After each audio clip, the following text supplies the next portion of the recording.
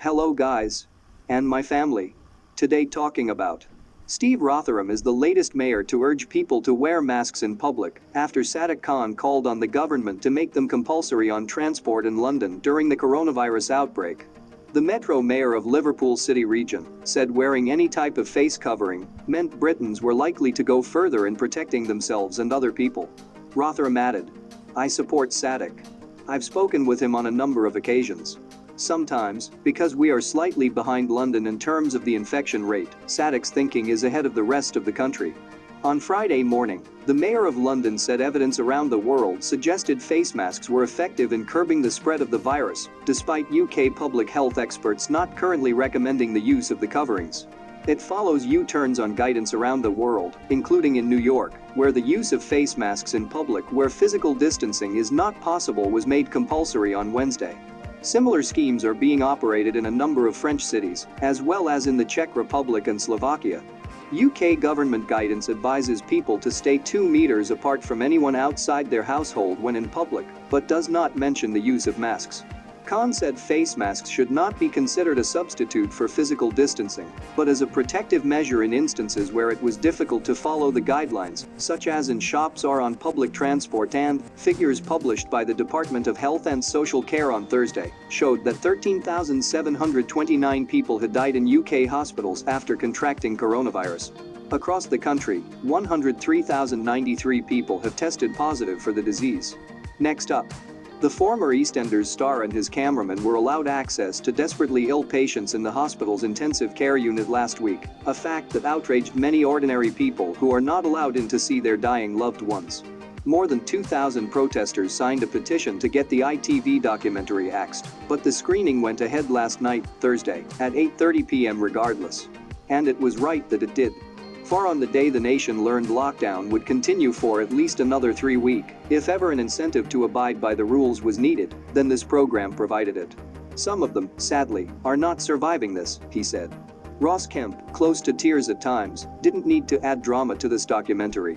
Though the atmosphere throughout the hospital was calm and professional, the terrifying truth of this pandemic was there in every word spoken by the medics and the hospital bosses. Medical Director Ian Reckless spoke candidly of how his doctors could be forced to play God if the hospital ran out of ventilators. Patient George Chyanik disagreed. After 13 days in hospital, part of it spent fighting for his life in ICU, he was filmed being wheeled down the corridor to go home, with nurses lining the route and clapping. As far as he was concerned, every member of staff at the hospital was a true hero.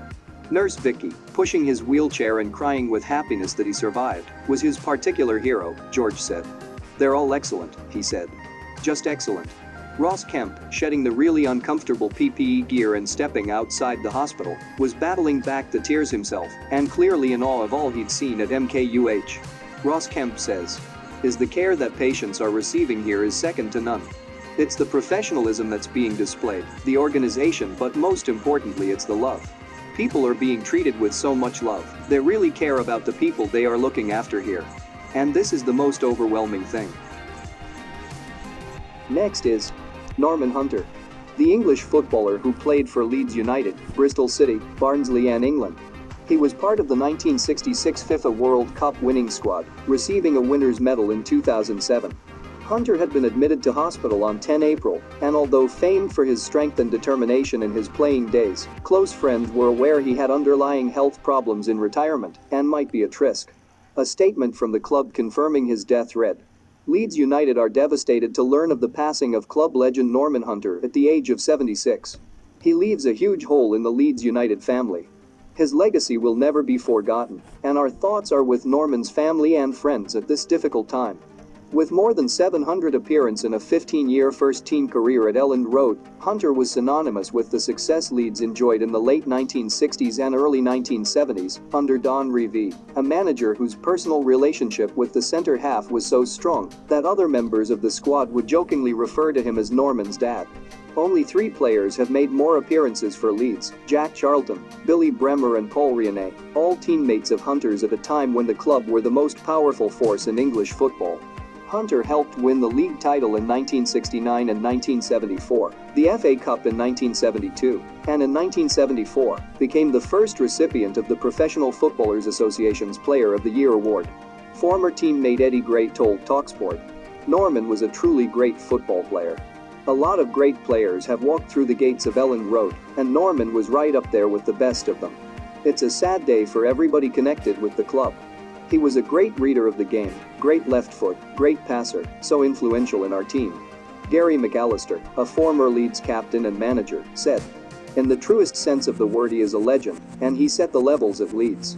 Howard Wilkinson won a league and other managers have done well, but the Revie era and the team he played in were the best.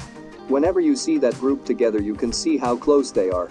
Peter Shilton, the former England goalkeeper, described Hunter as a wonderful man whose company he had always enjoyed. I played with him for England and continued to meet him at various football events over the years, he said. It was always great to catch up. My condolences to the family on such a terrible loss. Gary Lineker, the presenter of Match of the Day and another former England international, posted. Grew up watching the great LUFC side of which Norman Hunter was a part. This awful virus was one crunching tackle too far. Next is President Donald Trump's former lawyer and longtime fixer Michael Cohen will be released from federal prison to serve the remainder of his sentence in home confinement amid the coronavirus pandemic, a person familiar with the matter told the Associated Press. Cohen is currently locked up at FCI Otisville in New York after pleading guilty to numerous charges, including campaign finance fraud and lying to Congress. He will remain under quarantine for 14 days before he is released. Federal statistics show 14 inmates and 7 staff members at the prison have tested positive for coronavirus. After he is released, Cohen will serve the remainder of his sentence at home, according to the person, who could not discuss the matter publicly and spoke to the AP on condition of anonymity. Cohen's release comes as prison advocates and congressional leaders have been pressing the Justice Department for weeks to release at-risk inmates ahead of a potential outbreak, arguing that the public health guidance to stay 6 feet (1.8 meters) away from other people is nearly impossible behind bars. Former New York State Senate leader Dean Skelos, 72, who was also serving a sentence at Otisville, is also expected to be released soon from prison to home confinement after testing positive for the coronavirus, prosecutors told a judge Wednesday. CNN first reported Cohen was being released to home confinement. A spokesman for the U.S. Attorney's Office in Manhattan declined to comment.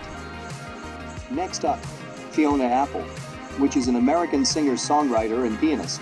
Her accolades include 1 Grammy Award and an additional 7 Grammy Award nominations in various categories. The first time I heard Fiona Apple, all she had to say for herself was that she'd been a bad girl.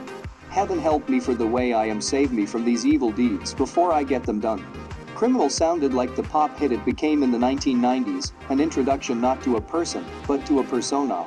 The manufactured image, wary chanteuse for that heroin chic micro moment, was subverted by the artist's innate ability. That beyond her years contralto, lyrics that unwound with an unpredictable logic. Her debut, title, released in 1996, is juvenilia. She was 19.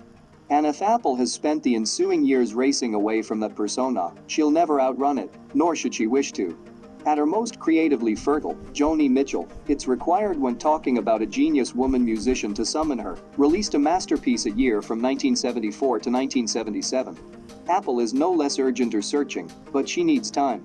3 years after title, there was When the Pawn, the full title a long poem, then 2005's Extraordinary Machine, then 2012's The Idler Wheel, the full title is 23 words, and now, 8 years on, Fetch the Bolt Cutters. One cannot chart this rake's progress by an album's evolving concerns, because those do not change for her. The albums are soundtracks, with a meaning particular to the person listening. Her fans' feelings about the work have to do with the moment at which they found it. Because Apple is always reassuringly herself. The jaunty piano, tamed with aplomb, that voice, less sweet with age and maybe the better for it, lyrics that look like middling verse, something my teen self would have inscribed on my history notebook but delivered with brio. Take Extraordinary Machine. A recent New Yorker profile explained that the title was borrowed from a cop show, but its meaning is clear. Fetch the bolt cutters, I've been in here too long. You must take Apple at her word. She is ready for liberation. But there's a disconnect, the lamentation of being silenced from an artist who has, for half her life, so publicly articulated who she is. Maybe she means it this time, or perhaps she had never said what she meant. Or this is the persona she, and we, are most invested in. This is the Apple we demand to see. Apple's particular magic is in her lyrical ingenuity and how her nimble phrasing manages to get to every word, racing the percussion, but not taking all her breath. She's an extraordinary lyricist, with a flair for odd detail. In Shamika her pee into a maybe bully from her school days, Apple sings, "In class I passed the time drawing a slash for every time the second hand went by, a group of 5 done 12 times was a minute, but Shamika said I had potential." It tumbles out of her with its own strange logic. She sings a coit onto a lover, "Check out that rack of his, look at that row of guitar necks lined up like eager fillies, outstretched like legs of rickets." Then she twists this. "They don't know what they are in for, and they don't care, but I do. I thought you would wail on me like you wail on them, but it was just a coochie coo-coo." There's a maturity here, or maybe I'm wrong. That New Yorker profile pointed out that Apple's lyrics might contain snippets written in her youth, as with the refrain from "Relay evil is a relay sport, when the one who's burned turns to pass the torch." Not too shabby for a kid of 15. But she's not a kid anymore. Apple at 42 can reclaim what once were offered as insults. "I'm pissed off, funny, and warm. I'm a good man in a storm." That is exactly why we adore her. The best song here, perhaps in her entire ever, is the first. Loud, naked, confident, it is the artist not his prodigy, but his genius. It's only the title "I Want You to Love Me" that rings false. By now, Fionna Apple should know that we do.